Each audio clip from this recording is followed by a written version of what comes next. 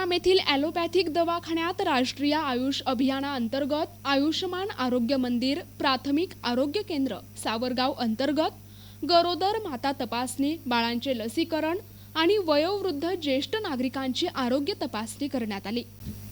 या शिबिरात डॉक्टर कविता भगत, डॉक्टर चेतना महोत्कर, औषधी वितरक कीर्ती चरडे, सरपंच दिलीप चांदूरकर, सर्व आरोग्य कर्मचारी आणि आशा वर्कर तसेच अंबुजा फाउंडेशनचे प्रक्षेत्र अधिकारी शिलवंत गायकवाड उपस्थित होते। या शिबिरात वयोवृद्ध आणि ज्येष्ठ 200 नागरिकांची आरोग्य तपासणी करण्यात आली। 20 बाळांचे लसीकरण करण्यात आले आणि 10 गरोदर मातांची आरोग्य तपासणी करण्यात आली।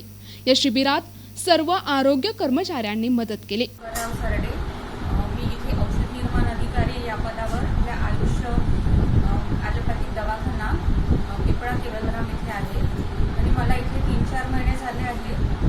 तर आज दिनांक 10/9/2024 आज आपण वयोवृद्ध लोकांसाठी एक शिबिर आयोजित केलेलं आहे। प्राथमिक आरोग्य केंद्र सावरगाव यांच्यातर्फे आपण इथे एक शिबिर आयोजित केलेलं आहे।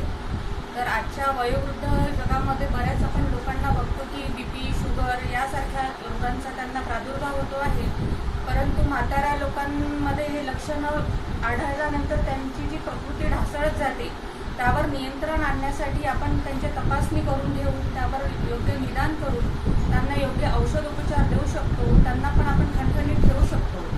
त्याकरिता आज आपण शिबिराकरिता आपल्या प्राथमिक आरोग्य केंद्राच्या इंचार्ज मेडिकल ऑफिसर डॉक्टर कविता भगत येथे आलेले आहेत। तसेच कार्यक्रमाला प्रमुख पाहुणे अध्यक्ष म्हणून आपल्या गावाचे सरपंच साहेब माननीय चांदूरकर सर सुद्धा उपलब्ध आहेत। तसेच आपले प्राथमिक आरोग्य केंद्राचे सर्व कर्मचारी ते सुद्धा इथे उपलब्ध आहेत।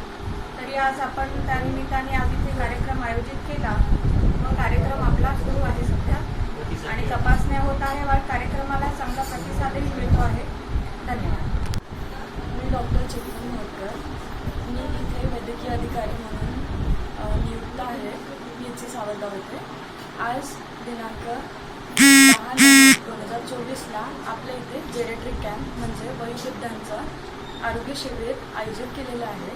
या अंतर्गत आपण 60च्या वरचे जे पण वयोवृद्ध लोक असतात त्यांची तपासणी करून त्यांच्यामध्ये काय काय आजार आहेत त्यांचं निदान करून त्यांना आपण इथे उपचार देण्याची सुविधा उपलब्ध करून दिलेली आहे। यासाठी आपल्याला खूपच चांगला प्रतिसाद मिळत आहे।